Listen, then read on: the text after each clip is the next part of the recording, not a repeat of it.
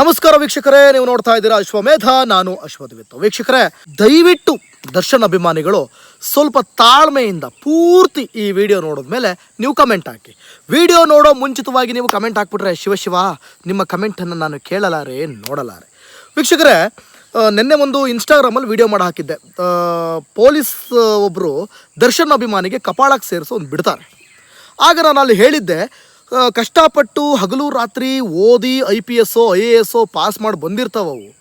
ನೀವು ಹೋಗ್ಬಿಟ್ಟು ಅವ್ರ ಮುಂದೆ ಎದೆ ಉಬ್ಬಿಸ್ಕೊಂಡು ಹಿಂಗೆ ಹೋಗಿ ನಿಂತ್ಕೊಂಡ್ಬಿಟ್ರೆ ಅವ್ರೇನು ಮತ್ತೆ ಆರತಿ ಎತ್ತು ಪೂಜೆ ಮಾಡಬೇಕಿತ್ತು, ಎತ್ತು ಬಿಡ್ತಾರೆ ಅಂತ. ನಾನಾಗಿದ್ದರೆ ಒಳಗಾಗ್ತಿದ್ದೆ ಅಂತ ಹೇಳಿದ್ದೆ.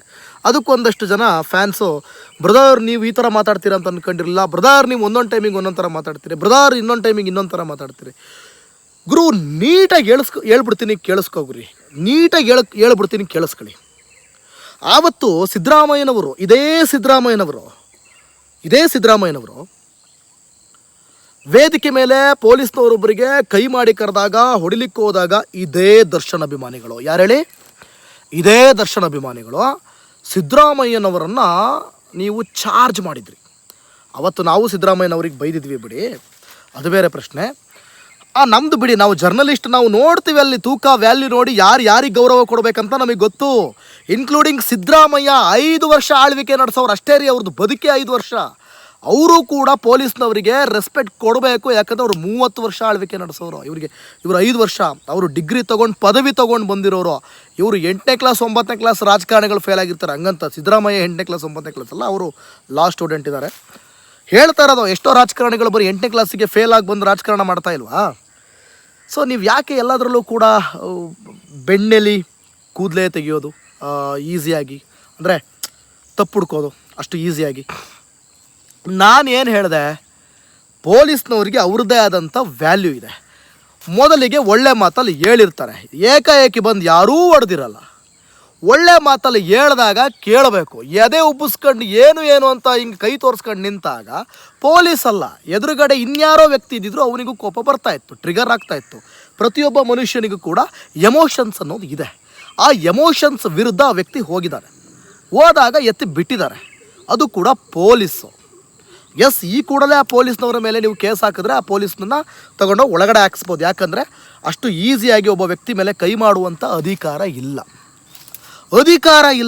ಆದರೆ ಆ ಒಂದು ರೈಟ್ಸ್ ಅಥವಾ ಒಂದು ಏನು ಹೇಳ್ಬೋದು, ಅದಕ್ಕೆ ಅವ್ರು ಹೊಡೆದಾಗ ನಾವು ಅವ್ರನ್ನ ಕ್ಷಮಿಸುವಂಥ ಗುಣ ನಮಗಿರ್ಬೇಕು. ಯಾಕಂತಂದರೆ ಅವರು ನಮ್ಮನ್ನು ಕಾಯೋ ರಕ್ಷಕರು. ಯಾರೊಬ್ಬರು ಕಮೆಂಟ್ ಮಾಡ್ತಾಯಿದ್ರು ಸೇವಕರು ಅಂತ. ಅಣ್ಣ, ಹೌದಣ್ಣ, ಅವರಿಗೆ ಅವರು ಸೇವಕರು, ಆದರೆ ನಮಗವರು ರಕ್ಷಕರು. ನೀವು ಹೇಳ್ದಂಗೆ ಕೆಟ್ಟ ಪೊಲೀಸ್ನವರು ಇದ್ದಾರೆ, ಭ್ರಷ್ಟಾಚಾರ ಪೊಲೀಸ್ನವರು ಇದ್ದಾರೆ, ದುಡ್ಡು ಕಿತ್ತು ತಿನ್ನುವಂಥ ಪೊಲೀಸ್ನವರು ಇದ್ದಾರೆ. ಆದರೆ ಎಲ್ಲ ಪೊಲೀಸ್ನವರು ಒಂದೇ ರೀತಿ ಇರಲ್ಲ. ಹಾಗೆ ಎಲ್ಲ ಅಭಿಮಾನಿಗಳು ಒಂದೇ ಅಂತ ನಾವು ವಿಡಿಯೋದಲ್ಲಿ ಹೇಳಲೇ ಇಲ್ಲ. ಕೆಲವು ಅಭಿಮಾನಿಗಳು, ಕೆಲವೊಂದಷ್ಟು ಜೆನ್ಯೂನ್ ಅಭಿಮಾನಿಗಳಿದ್ದಾರೆ, ಅವ್ರನ್ನ ನಾನು ಸಪೋರ್ಟ್ ಮಾಡಿದ್ದೀನಿ. ನಾನು ಅವ್ರ ಗುಣಗಳನ್ನು ನಾನು ಅಕ್ಸೆಪ್ಟ್ ಮಾಡಿದ್ದೀನಿ. ಮತ್ತು ಅವರಿಗೆ ನಾನು ಕಂಗ್ರ್ಯಾಚುಲೇಷನ್ ಕೂಡ ಹೇಳಿದ್ದೀನಿ. ನಾನು ನೀವು ಮಾಡ್ಕೊಳ್ಳುವಂತಹ ಈ ಒಂದು ಅಭಿಪ್ರಾಯಕ್ಕೆ ನಾನು ಹೊಣೆಗಾರನಲ್ಲ.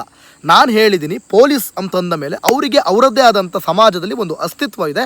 ಅವರಿಗೊಂದು ಬೆಲೆಯನ್ನು ನಾವು ಕೊಡಲೇಬೇಕು. ಇವತ್ತು ಯಾರೆಲ್ಲ ಕಮೆಂಟ್ ಮಾಡ್ತಾ ಇದ್ದಾರೆ, ಹೋಗ್ಬಿಟ್ಟು ಹಂಗಾರ ಪೊಲೀಸ್ನವ್ರಿಗೆ ನೀವು ಹಂಗಾರ ಹೊಡೆದ್ರಲ್ವಾ, ಹೋಗ್ಬಿಟ್ಟು ನೀವು ಪೊಲೀಸ್ನವ್ರ ವಿರುದ್ಧ ಏನು ಮಾಡ್ತೀರಾ, ಹೋಗ್ಬಿಟ್ಟು ವಾಪಸ್ ಪೊಲೀಸ್ನವ್ರಿಗೆ ಹೊಡಿತೀರಾ? ಹೋಗ್ಲಿ, ನೀವೇ ಆ ಜಾಗದಲ್ಲಿ ಇದ್ದರೆ ತಿರುಗಿಸಿ ಹೊಡಿತಿದ್ರಾ? ಇಲ್ಲಿ ಕಮೆಂಟ್ ಹಾಕೋರೆಲ್ಲ ಹೇಳ್ತಿರೋದು ನಾನು, ಕಮೆಂಟ್ ಹಾಕೋರೆಲ್ಲ ಏನು ಪೊಲೀಸ್ನವ್ರಿಗೆ ತಿರುಗಿಸಿ ಹೊಡಿತಿದ್ರ? ನೀವು ಸ್ವಲ್ಪನಾದರೂ ಬೇಸಿಕ್ ಕಾಮನ್ ಸೆನ್ಸ್ ಇಟ್ಕೋಬೇಕ್ರಿ. ನಾನು ಏನಕ್ಕೆ ಆ ವಿಡಿಯೋನ ಮಾಡಿದಂಥ ಉದ್ದೇಶನೇ ಬೇರೆ. ಆ್ಯಕ್ಚುಲಿ ನಾನು ಏನಕ್ಕೆ ಆ ವಿಡಿಯೋ ಮಾಡಿದ್ದಂತಂದರೆ, ಈಗಾಗಲೇ ಸರ್ಕಾರ ನಟ ದರ್ಶನ್ರನ್ನ ಟಾರ್ಗೆಟ್ ಮಾಡ್ತಾ ಇದ್ದಾರೆ. ಮೀಡಿಯಾದವರು ಅವ್ರು ಬೈದಿದ್ದಕ್ಕೆ ಮೀಡಿಯಾದವರು ಕೂಡ ಏನಾರು ಒಂದು ಸಿಕ್ಕಿದ್ರೆ ಹಾಕೊಂಡು ದೊಡ್ಡದು ಮಾಡಿಬಿಡ್ತಾರೆ. ಹೌದು, ಸತ್ಯ, ಅದು ಇರೋ ವಿಷಯ. ಇನ್ನು ಆ ಕಡೆ ಪೊಲೀಸ್ನವ್ರಿಗೂ ಕೂಡ ಅವರು ಕೆಲವೊಂದು ಕಾರ್ಯಕ್ರಮಗಳಲ್ಲಿ ಸ್ವಲ್ಪ ನನಗೆ ಬಂದಂಥ ವಿಚಾರ, ಕೆಲವೊಂದು ಕಾರ್ಯಕ್ರಮಗಳಲ್ಲಿ ಪೊಲೀಸ್ನವರಿಗೆ ಮರ್ಯಾದೆ ಕೊಡದೆ, ರೆಸ್ಪೆಕ್ಟ್ ಕೊಡದೆ ಹಿಗ್ಗ ಮುಗ್ಗ ಬೈದಿರೋದುಂಟು. ಇನ್ನು ಪೊಲೀಸ್ನವ್ರಿಗೂ ಸ್ವಲ್ಪ ದರ್ಶನ್ ಕಂಡ್ರೆ ಅಷ್ಟಕ್ಕಷ್ಟೇ ಸರ್ಕಾರದವರು ಕಂಪ್ಲೀಟ್ ಟಾರ್ಗೆಟ್ ಮಾಡ್ತೀರಂತ ಹೇಳಲಾಗ್ತಾ ಇದೆ. ಹೀಗಿರುವಾಗ ನೀವು ಇನ್ನೂ ಟ್ರಿಗರ್ ಮಾಡಿದ್ರೆ ಅವರು ಎಲ್ಲಿಂದ ನಟ ದರ್ಶನ್ರನ್ನು ಈ ಕೇಸಿಂದ ತಪ್ಪಿಸೋದಕ್ಕೆ, ಅಥವಾ ಈ ಕೇಸ್ ತಪ್ಪಿಸೋದು ಸಾಯ್ಲಿ ಬೇಡ ಬಿಡಿ, ಅಟ್ಲೀಸ್ಟ್ ಅವ್ರ ಮೇಲೆ ಒಂದು ಕನಿಕರ ಅಥವಾ ಒಂದು ಒಳ್ಳೆ ಅಭಿಪ್ರಾಯ, ನೀವು ಮಾಡುವಂಥ ಟ್ರಿಗರ್ ಹೌದು 100% ನಿಮ್ಮನ್ನು ಏನು ಮಾಡ್ಕೊಳಕ್ಕಾಗಲ್ಲ. ಬಟ್ ದರ್ಶನ್ ರವರಿಗೆ ಏನಾದರೂ ಸಮಸ್ಯೆ ಆಗುತ್ತೆ. ನಾನು ಓಪನ್ನಾಗಿ ಹೇಳ್ತೀನಿ, ದರ್ಶನ್ ರವರಿಗೆ ಸಮಸ್ಯೆ ಆಗಬಾರ್ದು ಅಂತಂದರೆ ನೀವೆಲ್ಲರೂ ಕೂಡ ಬಾಯಿ ಮುಚ್ಕೊಂಡು ಇರಬೇಕು. ಇಲ್ಲ ಅಂತಂದರೆ ತುಂಬ ಕಷ್ಟ ಆಗುತ್ತೆ.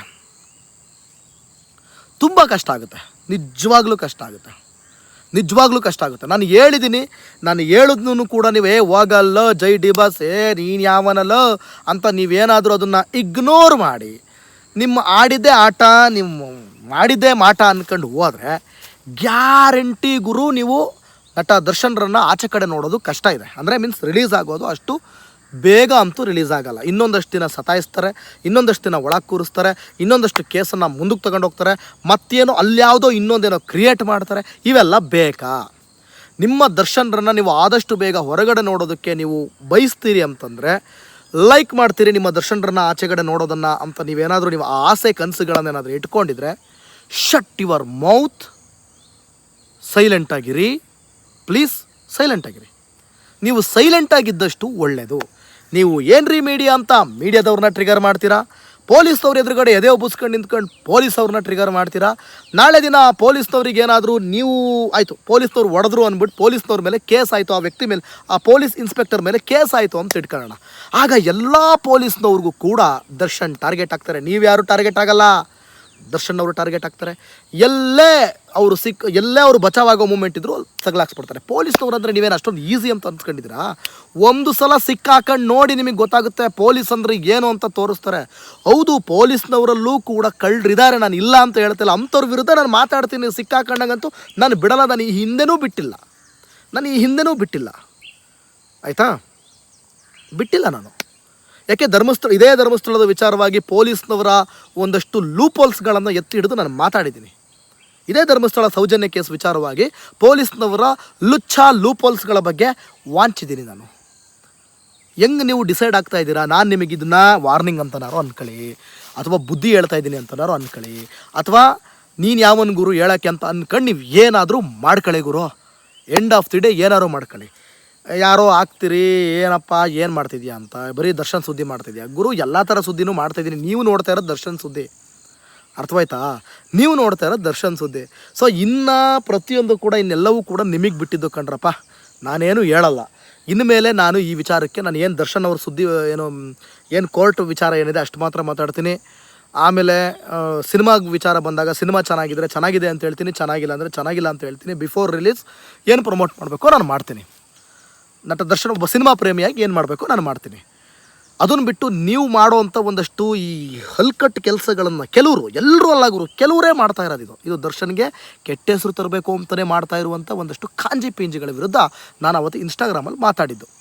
ಇದ್ರ ಮೇಲೂ ನಿಮಗೆ ನಂಬಿಕೆ ಇಲ್ಲ ಅಂತಂದರೆ ನಿಮ್ಮ ಹಣೆ ಬರಹ ಅಷ್ಟೆ, ಬೇರೆ ಏನೂ ಇಲ್ಲ. ಇನ್ನು ಏನಾದರೂ ಮಾಡ್ಕೊಳ್ಳಿ, ಹೆಂಗಾದರೂ ಹಾಳಾಗೋಗಲಿ, ನನಗೂ ಅದಕ್ಕೂ ಸಂಬಂಧ ಇಲ್ಲ. ನೀವು ಏನು ಅನ್ಕೋಬೇಕೋ ಅದನ್ನೇ ಮಾಡ್ಕೊಳ್ಳಿ. ನಾನು ಹೇಳಿದ್ರಲ್ಲಿ ಏನಾದ್ರು ತಪ್ಪಿದ್ರೆ ದಯವಿಟ್ಟು ತಪ್ಪು ಅಂತ ಕಮೆಂಟ್ ಹಾಕಿ. ಸರಿ ಅನಿಸಿದ್ರೆ ಈ ಕೂಡಲೇ ಸಬ್ಸ್ಕ್ರೈಬ್ ಮಾಡದಿರೋರು ಸಬ್ಸ್ಕ್ರೈಬ್ ಮಾಡಿ, ಸಪೋರ್ಟ್ ಮಾಡಿ. Thank you.